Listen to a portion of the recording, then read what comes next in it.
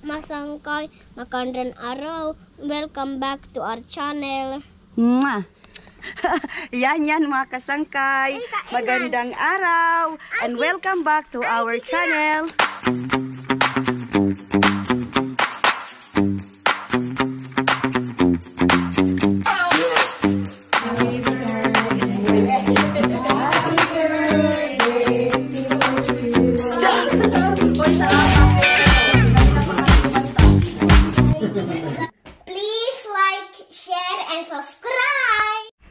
So ayan mga kasangkay, pupunta po kami ni Ellen ngayon. Magsusuri-suri po muna kami kasi nasa ano pa po si Ellen, nasa bakasyon, and then ako din po. Tapos sa August 1, start na po si Ellen magpunta ng school niya, and ako po ay merong pang bakasyon. So ngayon, ipapasyal ko muna yung aking anak, si Yusu. Ellen, let's go na Ellen. You hug to mommy and then let's go to Kutka. Give hug to mommy now and we were going now to Kutka. So bali dito ko ihatid si Lucas sa lola niya. Then punta na kami ng punta na kami ni Ellen. Nadan ho amin. Mi siya minute. Ay magkakarki. Ay Diyos ko yung maglula. Yung matkakarki meaning ay noon ay pampalubag ng loob. Small candy. Yan yung ano nila banding. Nga natin.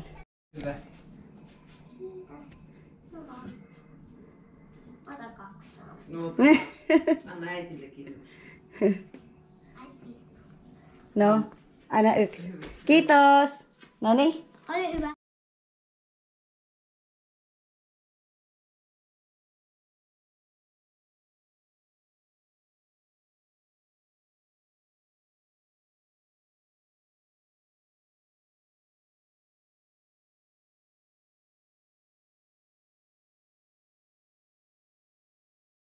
Ayan, nandito na kami ni Ellen sa Kutka. And then, so daw ni Ellen ito puntahan yung pangbata na Lastin Mary Paiba. So, let's go Ellen. Ano kaya meron dito? Let's see. Oy, ang ganda ng mga flowers. Super ang ganda ng activity ng mga bata dito mga kasangkay. Tingnan nyo yan. O, free lang po yan. It's for free. Pupunta lang mga bata dito para gumawa ng mga parang, alam mo na yung mga pulseras. Ayan, tingnan natin si Ellen. Wow!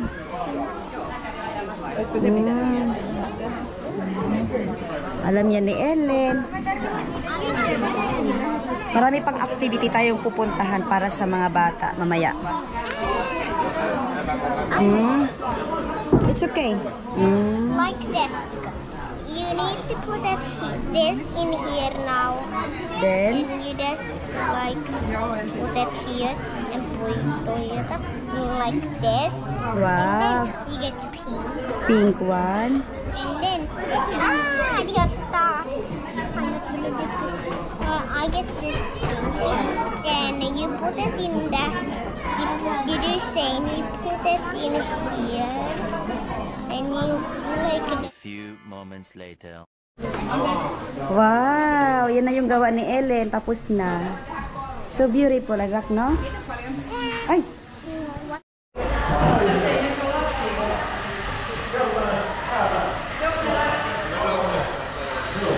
Painaban, Ellen?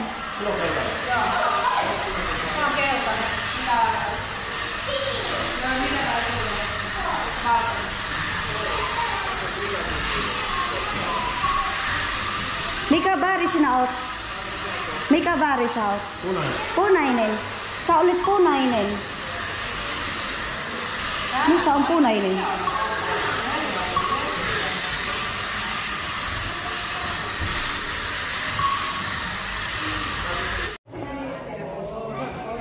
Okay le Ellen.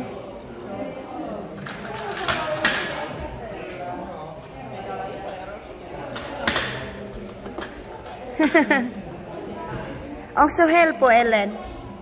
Ay.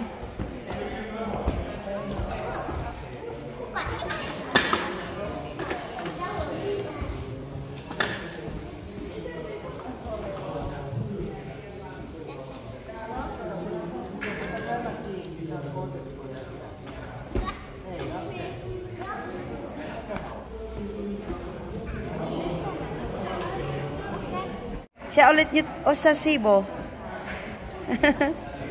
Diba? Nani? Yan, oste.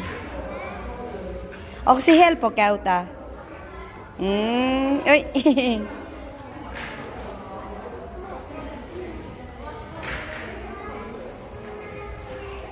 Diba? Okay, kitos. Yo. Mana na lang. Here. This one. What else? Oh, maybe we can sit down. Maybe here. Just come here. Here, Ellen. You can go there. Ellen, you can go there now.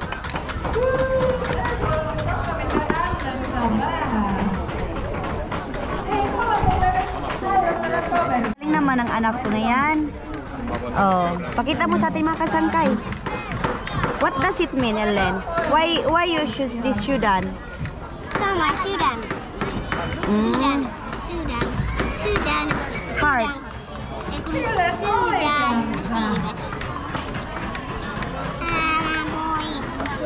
Grabe, ang dami talagang mga ang daming mga palaro ngayon dito sa mga bata. Activity ba? Activity para sa mga bata, which is good kasi na-develop yung skills nila. Masarap paljon limay, titahan din na kartu. Paljon.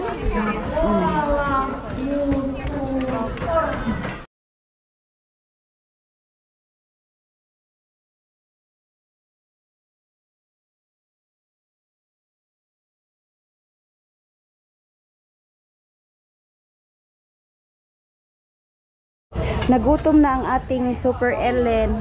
Andun siya yung nag-order niyan. Yung maliliit na isda, ang tawag niyan dito ay moiko. So yan yung in-order. Aku tatasu. Sure ban? Yo. Yo. Yan po yung mga kasangkay. Ipapakita ko sa inyo kung mga ano po yung pagkain nila. Mga ganyan. Oh. Yun, hanggang doon.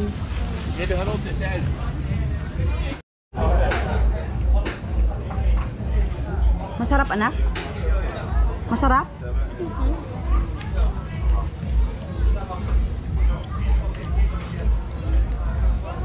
Oras ngayon dito ay nasa 5 PM na mga kasangkay at grabe, halos ata kami, mga 5 oras or 6 na oras din kami naglibot-libot ni Ellen dito sa Kutka. Hindi na ako nakapag-video mga kasangkay kasi ingay, kaya parang hindi na rin ako nakakuha ng video. So ngayon, pauwi na kami ni Ellen. Ito lang naman mga kasangkay yung Kutka, maliit lang pero mas okay na po ito kaysa Hamina kasi ang Hamina is mas maliit pa po. Dito mga ngayon mga kasangkay sa may co-service. Ang workers dito ay Pilipino din. I think nakikita nyo na to sa vlog ko dati pero kukumustahin din natin yung isang Pilipino dito na nagtatrabaho. Hello! Moy! Rap! Kumusta?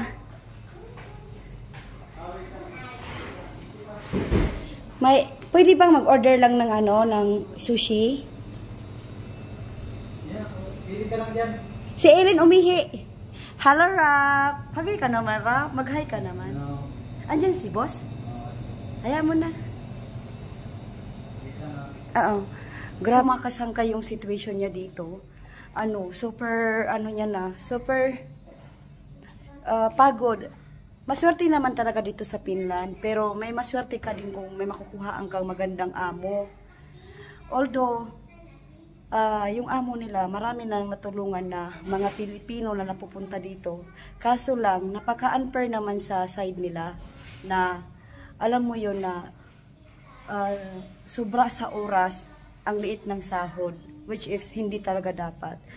Binibigyan namin sila ng advice na magsumbong, pero alam mo na, Pilipino tayo, parang natatakot siguro, tapos iniisip na lang din yung parang, alam mo na yung sila yung nakapagpadala dito sa Finland, yung mga ganong setup ng mindset ng Pilipina.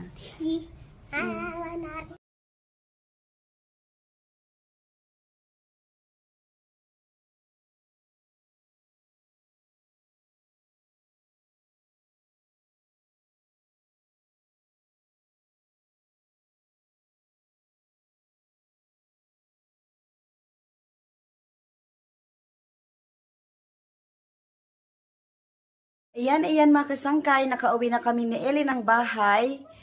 Pero, Look now. Look my game. Look. what gift is that? Puppet. Gift. Game. Sorry. Ayan, nakauwi na kami ni Ellie ng bahay. Pero, naghahanda po ako ng aming gamit dahil pupunta kami doon ni Ellen sa, sa kabila, doon sa may summer house. Dahil, since na umalis na po yung natin, sila Inday Karya doon ay kami naman ni Ellen muna yung mag-i-stay doon dahil nga po ay tuwing summer lang po nagkakatao doon at kakailanganin talaga na matauhan doon kahit papano at nalilinisan yung yung area dahil kung hindi talaga ay magiging magiging malaking problema sa hinaharap. Kaya kailangan i-maintain. So ngayon kami ni Ellen nag-aayos ng mga gamit para yung dadalhin doon dahil baka doon kayo matulog. Baka lang. Tignan po natin yung situation kung hindi ba ako doon malulungkot na naman dahil ilang try na ako mga kasangkay doon matulog pero ilang beses na rin akong hindi talaga nakakatulog ng maayos. Umuwi pa rin talaga kami ni Ellen sa bahay kapag yung talagang wala akong tulog doon. Ikaw na anak, get your body. Na, ay sus, Mariusip ang anak ko. Kala mo naman pupunta tayo ng Amerika. Ha?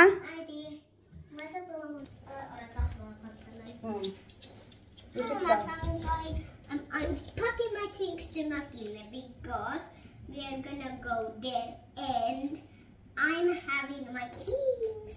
And do you know, Masangay, I'm going to my summer house and it even have a trampoline. I even like trampolines and in the summer house are snakes. But I'm scared of snakes and I have this clock. Look it. Do you want to see this? Okay, here we go. It's the Elo surprise clock. And here we have painting girl. Surprise girl. And look at this girl. It's beautiful. And here is any girls. Oh my gosh. Look at, I broke it. Oh, don't worry. I got these Elo surprises. Yeah, they're cute. And you know, Masangkay, I really love Elo surprise. And I never eat them, but now I'm gonna.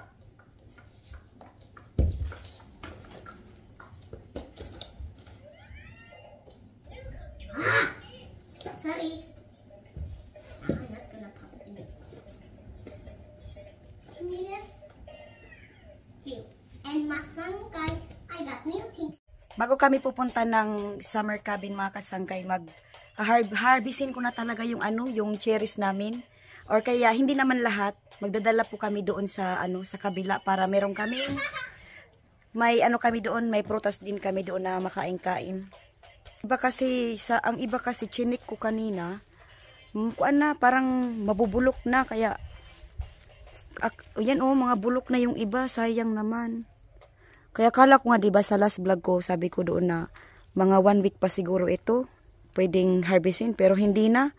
Kasi sobrang umaraw talaga dito ngayon. Kung, diba, umulan ng 2 weeks, tapos ngayon naman, umulan ng 2 weeks, tapos ngayon naman, maaraw naman ng sobra. Kaya parang, yung cherries, hindi na maganda, pabulok na. Ayun, dalhin namin ni Ellen sa summer house. Ayan, nag-harvest ng aking anak, Kish. Kaya pa, anak? O, doon na lang ikaw. Mas marami doon, anak. Doon ikaw. Bibi, get that ampare. Where? Come here. Andito, anak. Mas madami yung bunga dito. I will help. Tutulungan kita, anak, to put this. Oh, sige nga, harvestin mo na. Doon ikaw ba? O, dito. Ito, kailangan mo kunin pati yung tangkay, nak. O, yan. No, I gotta get anything. Pati nga tangkay, sama mo. Okay. Like that. Oh. Hi, dance, mommy. I just Okay. want to. O, touch, hawakan mo dyan. Mama will help you. Yeah. Okay.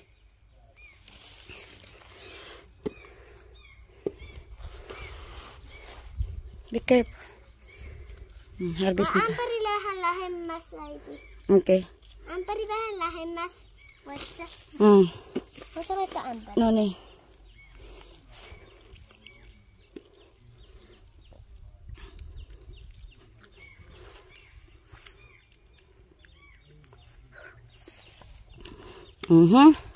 Diba, Ellen? Bait-bait naman ang anak ko. Tinutulungan talaga si mami, oh. Bait ikaw? Do you know mabait? What is mabait? Mabait ang guilty. Ha? Thank you, anak. Sige na. Si mama din mag-help na sa'yo.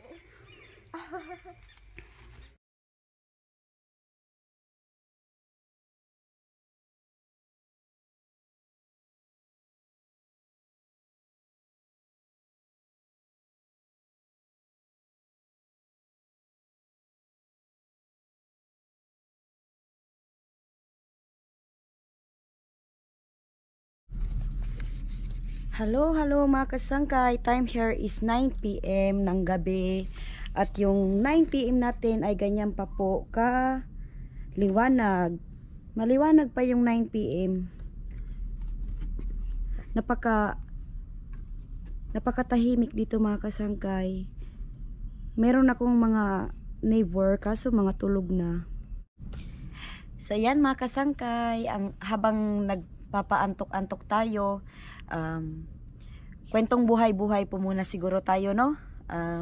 Kumusta na nga po pala kayo mga kasangkay?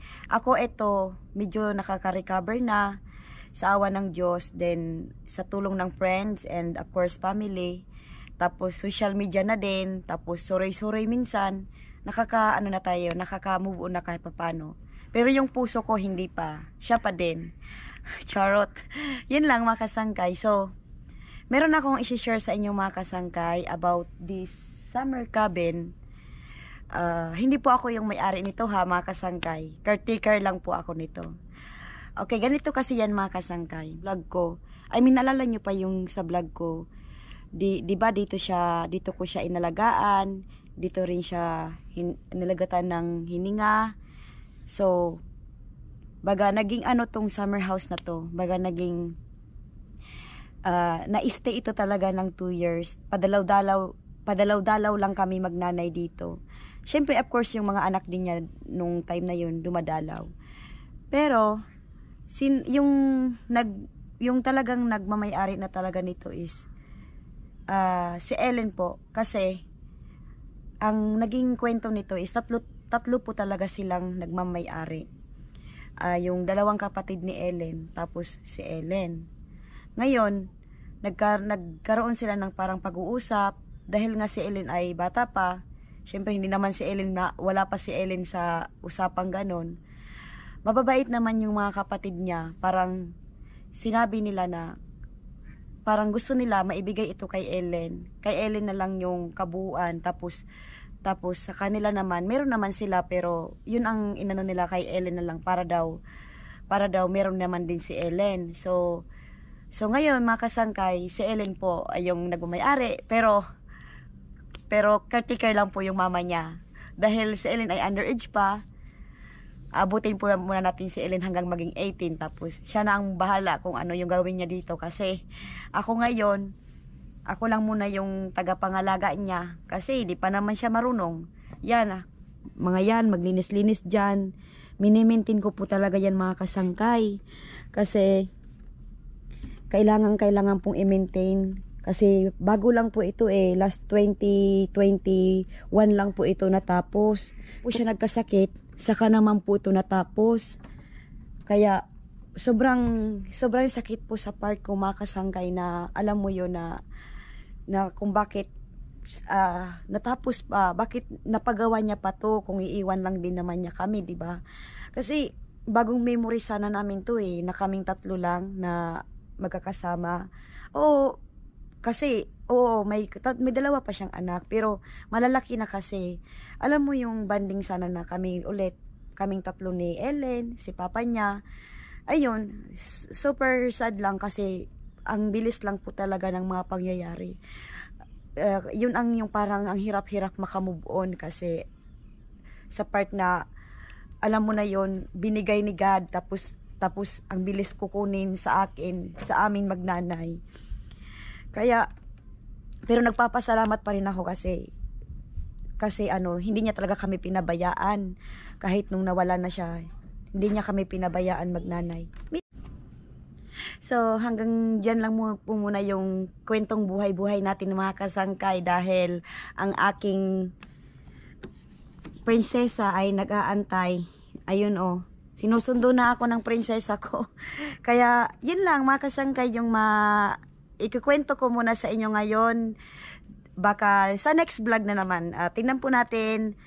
See you in the next vlog mga kasangkay. Thank you sa pag-support. Thank you po sa mga bagong subscriber namin ni Ellen. Salamat po. Bye-bye.